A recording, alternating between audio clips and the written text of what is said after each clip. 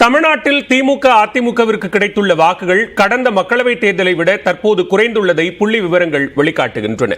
கூட்டணி மாற்றங்கள், போட்டியிடும் தொகுதிகளின் எண்ணிக்கை உள்ளிட்டவையும் இதற்கு காரணமாக கூறப்பட்டாலும் இந்த முறை பாஜக தனி அணி அமைத்து போட்டியிட்டது முக்கிய காரணியாக கருதப்படுகிறது.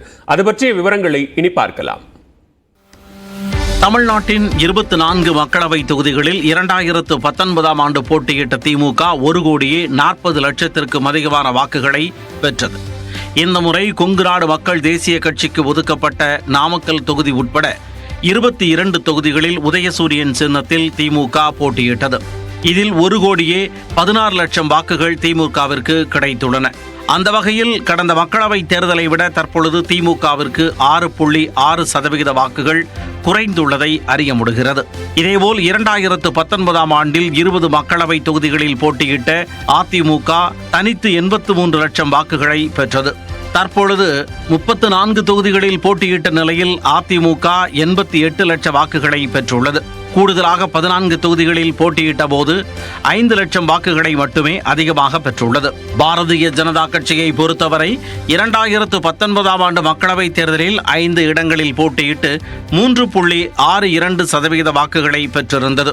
தற்பொழுது பாமக, தமிழ் மாநில காங்கிரஸ் உள்ளிட்ட கட்சிகளுடன் கூட்டணி அமைத்து 23 மக்களவை தொகுதிகளில் போட்டியிட்டது. இதன் மூலம் சுமார் 49 லட்சம் வாக்குகளை பெற்று அக்கட்சி 11.24% வாக்குகளை கைப்பற்றியுள்ளது.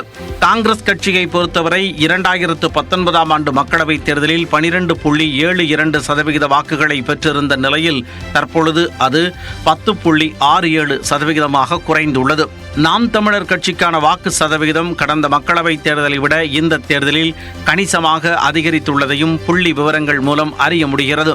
கடந்த முறை 16,70,000 பேர் நாம் தமிழர் கட்சிக்கு வாக்களித்திருந்த நிலையில் தற்பொழுது அந்த எண்ணிக்கை 35 லட்சத்தை கடந்துள்ளது. பாஜகவின் வாக்கு சதவிகிதம் தனிப்பட்ட முறையில் உயர்ந்திருந்தாலும் அதன் கூட்டணியில் இடம்பெற்றுள்ள பாட்டாளி மக்கள் கட்சியின் வாக்கு சதவிகிதம் 1% வரை சரிந்துள்ளது.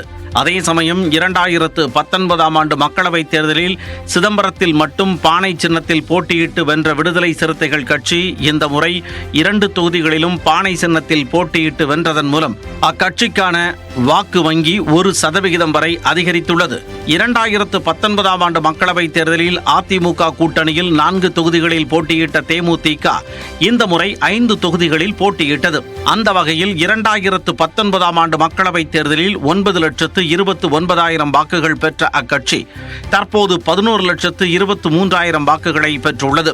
கூட்டணி அடிப்படையில் பார்க்கும் பொழுது 2019 ஆண்டு மக்களவைத் தேர்தலில் திமுக கூட்டணிக்கான வாக்கு எண்ணிக்கை 2,30,00,000 மேல் இருந்த நிலையில் தற்பொழுது அது 2,04,00,000 குறைந்துள்ளது. இதேபோல் அதிமுக கூட்டணிக்கான வாக்கு எண்ணிக்கை 1,30,00,000 என்ற அளவில் இருந்த நிலையில் தற்பொழுது அது 1,01,00,000 சரிந்துள்ளது.